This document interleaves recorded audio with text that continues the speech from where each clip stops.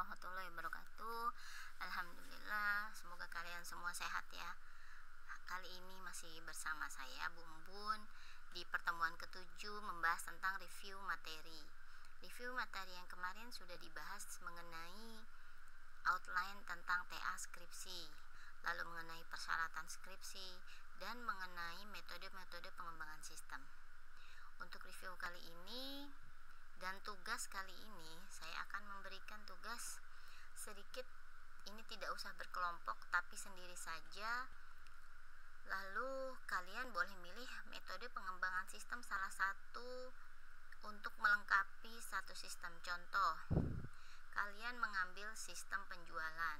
Lalu yang kalian ambil itu bisa dilihat di pertemuan 5 model pengembangan sistem. Di sini ada 5 ya, ada 5 model tradisional, waterfall sampai rational unified.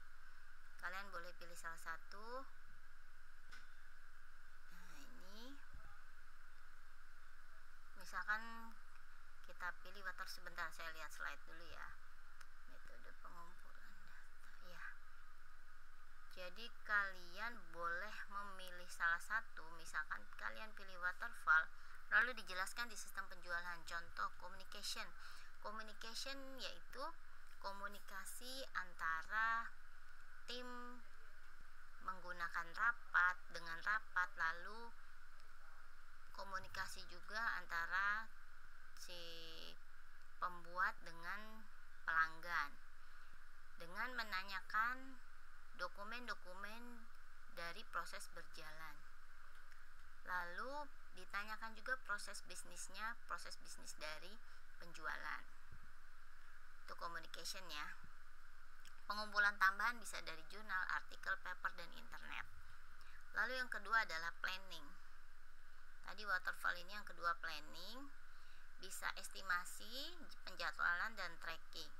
Nah, si planning ini penjadwalan antar tim, dilakukan jadwal seberapa lama proyek tersebut akan berjalan, lalu juga bagaimana pembuatan sistemnya, lalu diestimasi resikonya, tugas-tugas antar tim, setiap peserta, bukan setiap peserta ya, setiap panitia, lalu penjadwalannya harus tepat waktu, di tracking. Yang ketiga adalah di tracking selama sistem penjualan dan pembagian tugas dari sistem penjualan tersebut.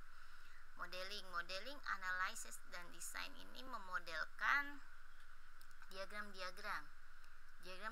penjualan dengan UML, lalu dengan IRD, dengan LRS, lalu kalau bisa arsitektur softwarenya juga digambarkan, penjualannya itu bagaimana. Yang selanjutnya adalah konstruksi. Tadi di communication, planning, modeling. Nah, di modeling ini boleh dijelaskan tentang form-formnya ya. Misalkan penjualan ada produk, ada barang, pemesanan, pengiriman, pembayaran, kemudian laporan. Nah, kalian kalau mengambil sistem di luar dari penjualan, kalian harus jelaskan juga. Jadi tugas ini tidak boleh sistem penjualan yang saya jelaskan ya, tapi selain dari penjualan. Yang selanjutnya adalah construction atau code and test. Coding menggunakan, misalkan kalau penjualan ini kan web, berarti codingnya menggunakan PHP, JavaScript, CSS, juga MySQL-nya menggunakan MySQL. Lalu diuji dengan black box testing. Tujuan pengujiannya adalah memastikan bahwa fitur-fitur sudah berjalan sesuai dengan apa yang dibutuhkan. Fitur-fitur dari penjualan. Nah, boleh tadi dijelaskan fiturnya apa saja. Misalkan ada fitur home dashboard, lalu fitur pemesanan, boleh dijelaskan di sini. Jadi kalian boleh pilih salah satu penjelasan tadi tentang barang, pemesanan, pengiriman, itu boleh di modeling ataupun di construction, salah satu saja. Yang selanjutnya adalah tahap terakhir, yaitu deployment. Deployment ini pengembangan software ya. Pengembangan software, tahap implementasi ke customer. Bagaimana customer tersebut dapat menjalankan aplikasi dengan baik dan dapat mudah dipahami. Maka perlu diadakan pelatihan-pelatihan. kemudian si customer juga mengecek, mungkin masih ada review lagi, masih ada error lagi, bisa dikembangkan lagi.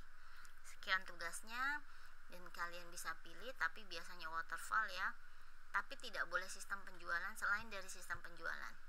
Ini boleh pilih salah satu dan dijelaskan tahapannya sesuai dengan sistemnya. Jadi jangan hanya penjelasan saja tapi tidak sesuai sistem. Kalau misalkan saya ngambil sistem penjualan yang tadi saya jelaskan sudah sesuai dengan sistem penjualan. Sekian apa yang saya jelaskan hari ini, semoga bermanfaat. Tugas dikerjakan tepat waktu, hari ini juga selesai di jam terakhir. Jadi bukan waktunya seminggu ya, tapi hari ini juga.